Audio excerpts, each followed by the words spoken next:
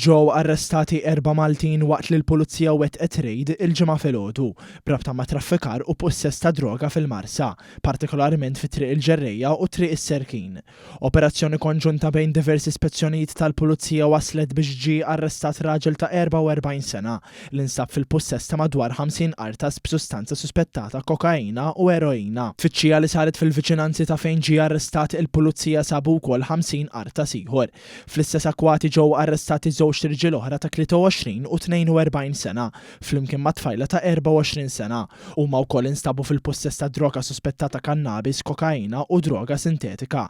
L-operazzjoni ssoktat f'remissa partikolari fejn malli l-Pulizija daħlu instabu 278 qartas kannabis, 126 qartas eroina u 9 qratas oħra kokaina, kollha lesti f'boros żgħar biex jinbijaw, flimkien ma' madwar 1400 euro fi flus kontanti. Ġie elevat ukoll apparat ta' CCTV li kien installat madwar l-istess remissa. B'din is-sejba ġiet informata l-Maġistrat Monika Borġgalja li qed tmexxi inkjesta bl-arrestati mistennija jitresqu l-qorti fil-jiem li ġejjin. Intant waqt din l-istess operazzjoni ġew arrestati 4 barranin li kienu qegħdin jgħixu Malta illegalment. Wara li saru l-verifiki neċessari, l-4 persuni nħarġulhom ordni ta' ritorn fejn ittieħdu f'ċentru ta' detenzjoni sakemm isir ir-ritorn uffiċjali lejn il-pajjiż tal-oriġini tagħhom.